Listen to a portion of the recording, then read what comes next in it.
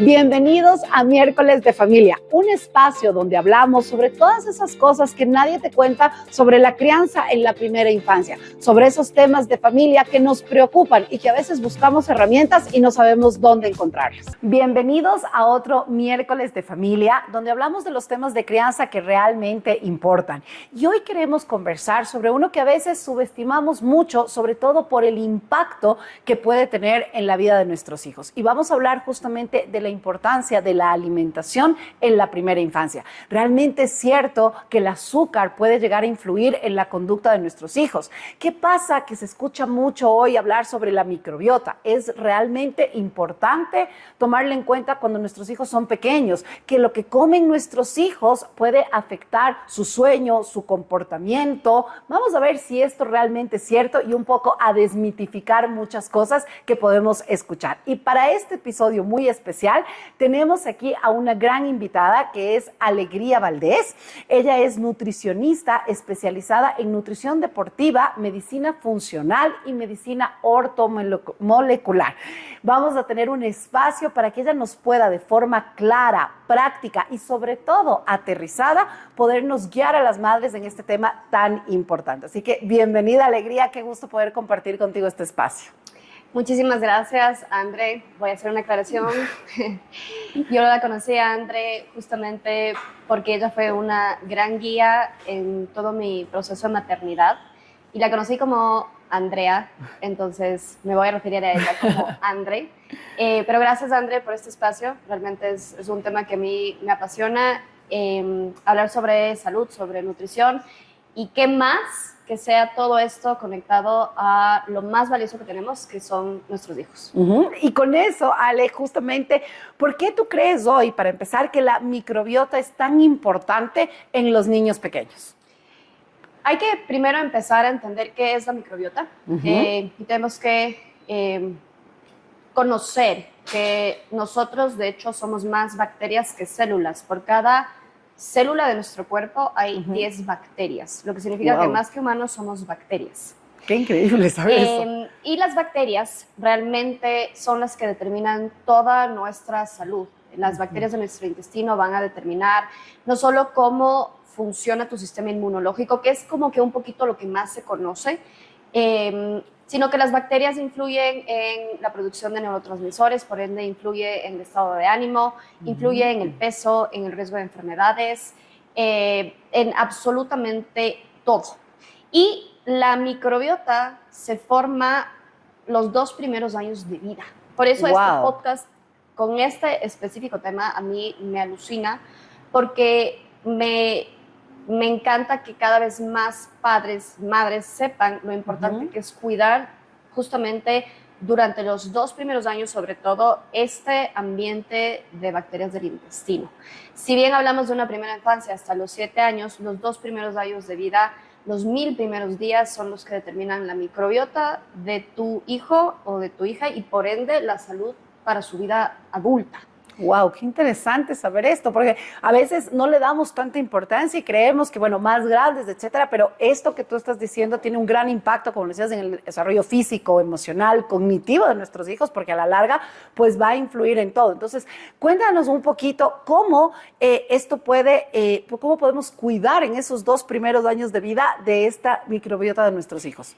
Realmente el cuidado de la salud de nuestros hijos no empieza al momento que nace tu bebé. Empieza justamente durante incluso los meses antes de la concepción. Realmente el embarazo sí debería ser algo planificado porque estás formando una vida y depende de cómo se encuentra tu cuerpo, vas a formar esta nueva vida. De hecho, hay un estudio súper interesante donde evalúan la expresión genética de enfermedades presente en el semen de hombres obesos versus hombres delgados y se ve que la expresión de enfermedades en el semen viniendo de hombres obesos había bastantes más enfermedades cognitivas y en general de salud en estos hombres que tenían esta composición corporal más alta en grasa versus los hombres delgados.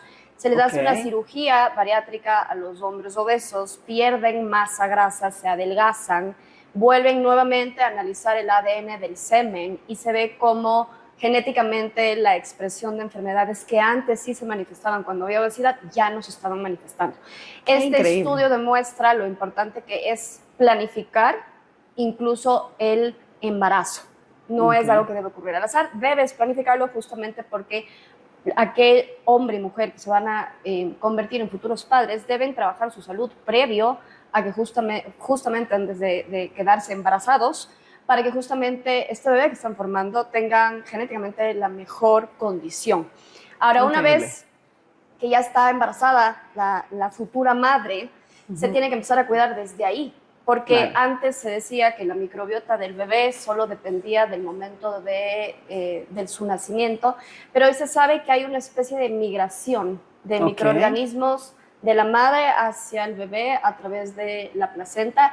Es muy pequeñito, es como está sembrando, digamos, que un ambiente de lo que va a ser su sistema inmune el día de mañana, pero ya se sabe que sí hay una transferencia de microorganismos del embarazo al feto. Entonces, yo cuando trabajo en consulta con madres que están en etapa de gestación, yo desde esas semanas... Desde esa primera etapa. Desde esa primera etapa, que ya hay una vida, empiezo justamente a regular la microbiota de la mamá, porque la microbiota de la mamá es la que se convierte el día de mañana en la microbiota del bebé.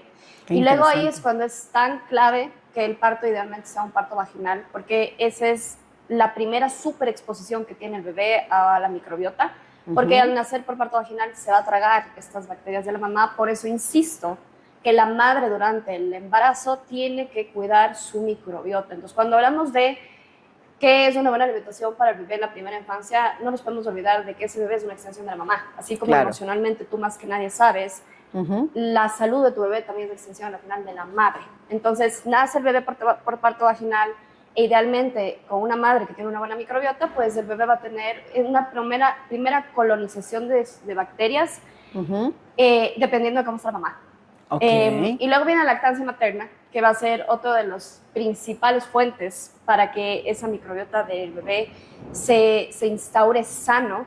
Y por eso es que yo soy tan pro lactancia, y justamente, de hecho, yo la conocí a Andre porque a mí me costó la lactancia y la llamé porque dije, yo sabía la magia de la lactancia, que es algo simplemente alucinante, y tú me ayudaste. Y de hecho di de lactar 3 años y la gente me decía, ya no debes de lactar, ya eso no alimenta. Y yo era, no, porque la microbiota, porque el sistema inmune, porque el tema emocional. Entonces, a través de la leche materna pasas la microbiota, pero nuevamente, ¿cómo cuidas la microbiota de tu bebé?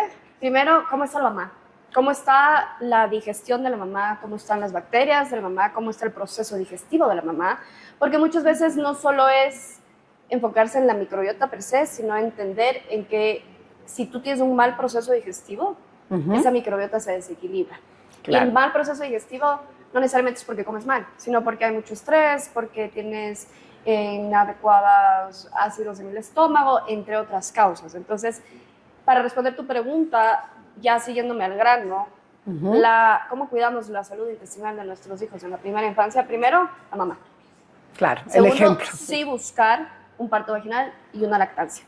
Si por A, B o C no se puede, porque hay circunstancias en las cuales nos llevan a parto por cesárea, a fórmula. Sí sería importante dar probióticos a los bebés en estos primeros meses, probióticos específicos para la edad. Y sobre todo cuidar que durante al menos los 2 primeros años realmente no tengas azúcares, que no haya procesados, que haya comida real.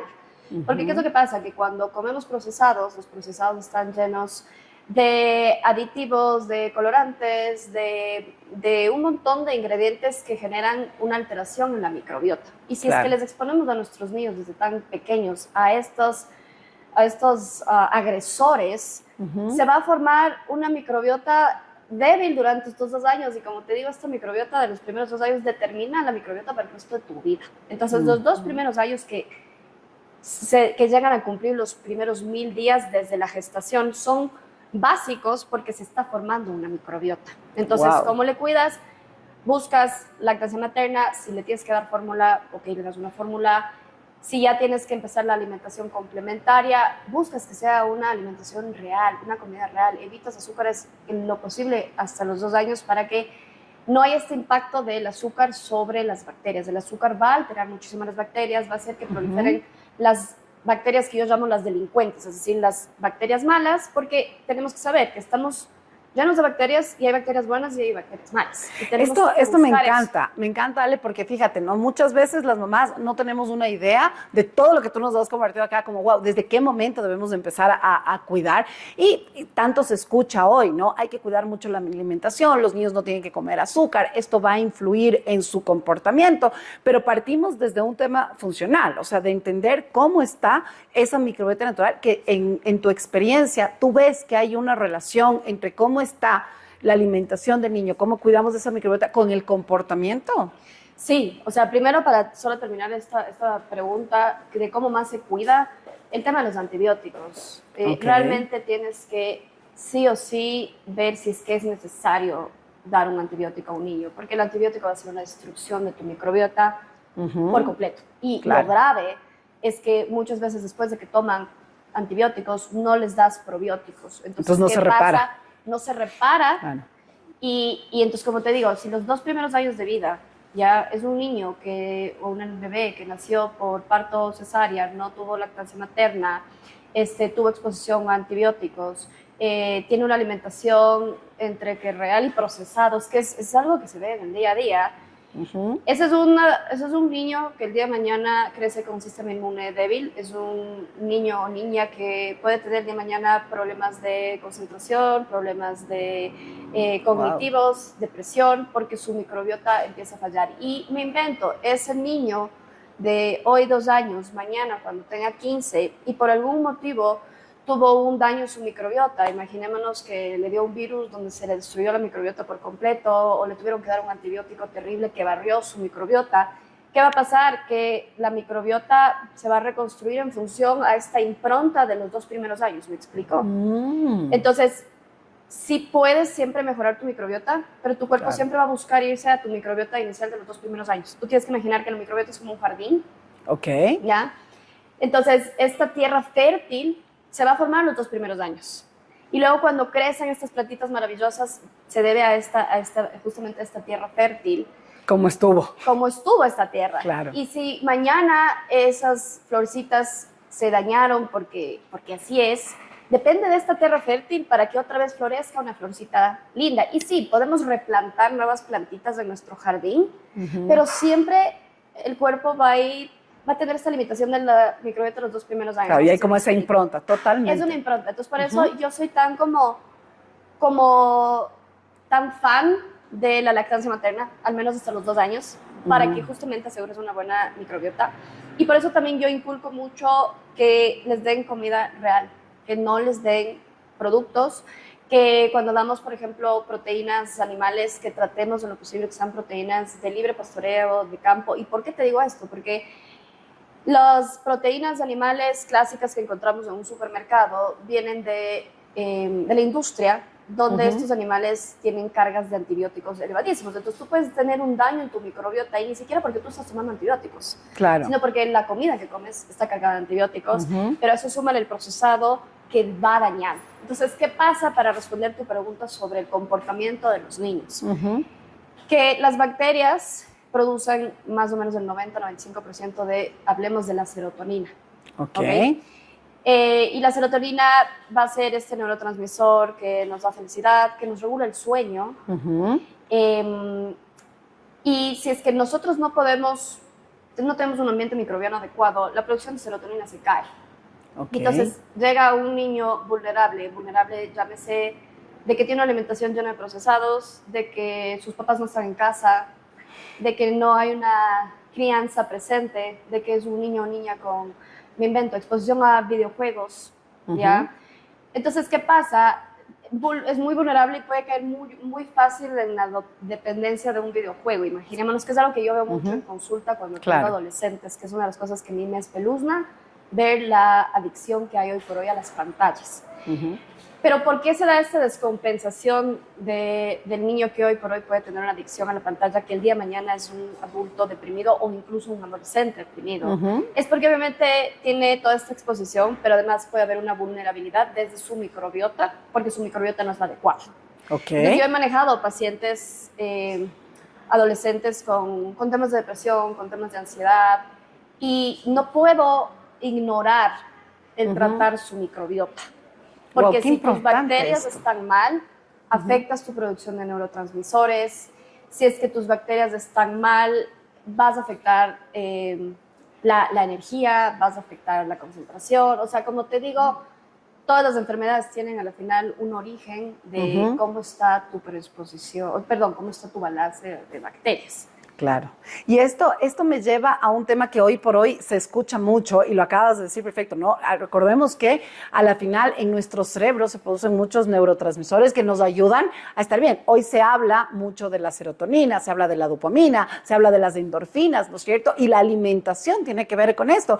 Se escucha que nuestro estómago es el segundo cerebro, ¿no? O tal vez el primero, escuchaba el otro día yo. ¿Qué nos podrías decir? Porque claramente si es que con lo que comemos, como está nuestra microbiota, impacta en la producción de estos neurotransmisores que tenemos y nos hace estar más irritables, más felices, con más sueño, más cansados, etcétera, pues claramente tenemos que cuidar, así como cuidamos y sabemos que hay que cuidar el cerebro, ¿cómo tenemos? ¿Es realmente esto cierto, de que es un segundo cerebro? El segundo cerebro es el intestino. El intestino, mira qué importante. Ya, porque es ahí, es más, hasta si le ves en la forma, los pliegues del intestino se pueden asemejar a los pliegues del cerebro. Wow. ¿Okay? El intestino está cubierto por lo que se llama la pared intestinal, que es como una pared que lo recubre para proteger que lo que está dentro del intestino no se pase hacia afuera, hacia la circulación, para que no se pase hacia la sangre. Ok. Y el cerebro está cubierto por la barrera hematoencefálica, que es una pared que también lo protege. Entonces, funcionan igual incluso en estas maneras en las cuales se protege. Increíble. Pero podemos tener daños en esta pared intestinal, y este daño en esta pared intestinal se puede dar justamente por antibióticos, por aditivos, por todo lo que se encuentra hoy en día agregado a los alimentos. Se puede dañar esta pared intestinal porque hay alimentos que tienen componentes muy agresivos, sobre todo en un sistema digestivo que está débil. Y nuevamente yo te decía, si la mamá no digiere bien, su microbiota está mal y por ende la bebé está mal. Y eso pasa en todas las personas. Si nosotros tenemos un sistema nervioso disregulado, el proceso digestivo no se lleva bien al cabo. Y aunque tú comas sano, vas a desequilibrar tu intestino, vas a desequilibrar tu microbiota, porque no es solo lo que comes, sino cómo digieres lo que comes. Entonces, si es que el intestino se altera por este proceso, la microbiota se va a alterar, el intestino se hace huequitos de esta pared y va a haber traspaso de sustancias que no deben del intestino hacia la sangre, pero eso también puede entrar al cerebro a través de la barrera hematoencefálica, que también se puede lastimar. Okay. El cerebro está conectado directamente al intestino a través del nervio vago. Entonces, lo que pasa en el cerebro directamente les llega como mensaje al intestino y viceversa. Por eso es que se llama el segundo cerebro. Ahora, cuando tú me haces esta pregunta de cómo que es cierto que es el segundo cerebro, te digo sí, pero tenemos que ver que el cuerpo no está fraccionado y que yo no puedo pretender tener una microbiota sana y un niño sano y a nivel cognitivo estable y a nivel emocional estable y creciendo sano, solo si me enfoco en microbiota y digestión. Claro. Porque la microbiota y la digestión es consecuencia del sistema nervioso, del sistema hepático, del sueño, de las emociones, de las toxinas. Entonces, cuando nosotros queremos realmente salud, sea en la primera etapa de la infancia o sea en cualquier ciclo de tu vida, no te tienes que solo centrar en un aspecto de tu metabolismo, sino que tienes que ver el cuerpo como un todo. Por eso es que yo me especialicé en medicina funcional, que veo el cuerpo como un todo, porque yo no puedo regular una microbiota solo regulando digestión. Tengo que abordar otros aspectos. Pero ¿qué pasa? Que en la primera infancia están nuevitos, los niños están a 0 kilómetros. Entonces es responsabilidad como padres justamente dar comida real, dar vegetales, dar frutas, buscar controlar los aditivos, no vivir en una burbuja donde no puede comer nada. Exactamente. No, porque eso no es vida y porque eso desequilibra el sistema nervioso y eso estresa y luego eso conlleva otras consecuencias. Pero es entender el cuerpo para que justamente puedas tener ese balance que tiene una fiesta infantil, tu hijo, ok, déjale comer su cachito, su pastel, su chupete, su piñata, pero en el día a día sí le das comida real, si buscas alimentos de preferencia orgánicos, si evitas de lo posible el tema de los antibióticos, y le cuidas de manera íntegra. Esto me encanta lo que has dicho, porque a veces justamente, ¿qué pasa hoy por hoy? ¿No? Tanto, yo creo que cada vez hay más conciencia de las mamás de lo que tú has dicho. Me encanta esta parte de que, o sea, no podemos verlo como un ser fraccionado, porque por el contrario, somos un ser integral totalmente. Entonces, hay hábitos simples que podemos como padres justamente trabajar desde casa para cuidar esa microbiota, para que justamente, como tú has dicho, todo este ser humano que está en formación, sí, vaya creciendo de manera sana. Sin embargo, no podemos meterles en una burbuja, porque yo veo los extremos hoy por hoy, ¿no? Cuando hablo con las familias, con las mamás, pues, o cero y no le pueden dar absolutamente nada, ni una gota de azúcar, no puede un cachín, no puede nada, ¿no es cierto? Y, o el otro extremo de que, ay, que coma todo y no pasa nada. Entonces, como que estamos de un esquema en que antes nadie se preocupaba por la salud, ¿no? Y vivíamos como el niño come todo y no pasa absolutamente nada, ahora al otro lado. Pero realmente debe haber un equilibrio, porque como tú dices, no es solo eso, sino, claro, que el niño vea que todos sus amiguitos, el impacto emocional genera también otras consecuencias. Entonces, puedes decirnos como qué hábitos les dirías tú como mamá, que también eres mamá, tienes tu hijo, los hijos de las mismas edades, ¿sí? ¿Qué recomiendas? ¿Cómo manejar cómo llegar a este equilibrio en una sociedad actual donde no puedo meter a mi hijo en una burbuja, como tú decías, pero tengo que cuidar su salud? ¿Qué puedo hacer? Lo primero que les puedo decir es, no se puede hacer lo que no conoces ni lo que no entiendes. Uh-huh. Y con esto decir que el conocimiento es poder. Uh-huh. Entonces, si tú eres una madre o un padre que no tienes conocimiento sobre cómo funciona el cuerpo, no tienes una idea en general, ni siquiera mínima idea de cómo funciona el metabolismo y cómo funcionan los alimentos, es difícil. Claro. Y por eso es que yo les invito a todos los padres de que realmente el tema de una asesoría en nutrición y en estilo de vida no es simplemente cuando hay un sobrepeso o moda. O moda. No. Si tú quieres cuidar la salud de tus hijos, empieza desde qué está comiendo, pero también cómo está su ambiente emocional y cómo está su calidad de sueño y si ronca tu niño, si tiene rinitis, si tiene alergia. O sea, tienes que evaluar tantos frentes de la vida, de tu vida familiar, tu vida de tu hijo. Entonces, para que tú llegues a este balance de qué es el balance, cuándo sí, cuándo no, tienes que entender el cuerpo. Tienes que entender cómo funciona, qué impacto. Y no te digo que seas un máster o un PhD y que seas un nutricionista. No, simplemente tienes que entender el cuerpo. Porque si no, no haces el clic, no haces conciencia y no puedes sostener eso como un estilo de vida. Pero si te doy recomendaciones generales, voy a ser súper enfática en darle a tus hijos comida real. Esto me ha encantado. Comida real, no procesados. ¿Ya? Controla los azúcares, los aditivos, los colorantes. Eso, los colorantes. Las bebidas azucaradas, las bebidas gaseosas, los edulcorantes que también hoy por hoy encontramos, tanto paquetito y ese tipo de comiditas. Dale comida real, pon horarios de comida también. Es importante que se cene unas 2-3 horitas antes de que se duerma el niño, porque si cena muy cerca de su hora de dormir, no va a haber una buena digestión. Claro. Eso afecta su calidad de sueño, por ende su desarrollo, su crecimiento. Pero el no digerir bien porque te fuiste a dormir va a afectar al final tu microbiota. Y el no dormir afecta la hormona del crecimiento. O sea, es que yo de un tema me puedo ir a otro y otro, porque justamente el cuerpo está interconectado. Exacto, entonces lo uno va a afectar al otro. Exacto, entonces yo me puedo luego ahorita ya irme de la microbiota, me fui a otro sistema porque así es de hermoso el cuerpo. Por eso es que si queremos salud tenemos que ver el cuerpo como un todo y entenderlo. Pero como te decía, come comida real, no comas procesados, controla el azúcar, pon horarios de comida. Ante cualquier gripe, virus, no es cuestión de meterle antibiótico. Si le metes antibiótico, asegúrate de dar probióticos. Para poder restituir. Puedes, igual como estilo de vida, dar probióticos a través de alimentos fermentados, un kefir, un yogur, una kombucha, un kimchi. Y estate pendiente de la sintomatología digestiva de tu hijo o de tu hija, si hay estreñimiento, si hay distensión, si hay gases. Ponga atención a todo. A cómo duerme, a cómo respira en las noches, si tiene alergias, si no tiene alergias, porque todo es una piecita en un rompecabezas gigante que se llama salud. y podemos pasar por alto algo que tú lo minimizas, pero si es que una piecita falta en el rompecabezas, ese rompecabezas no está listo. Claro, y me encanta verlo así. Creo que con este ejemplo lo dejas como muy claro, ¿no? Todo está interrelacionado.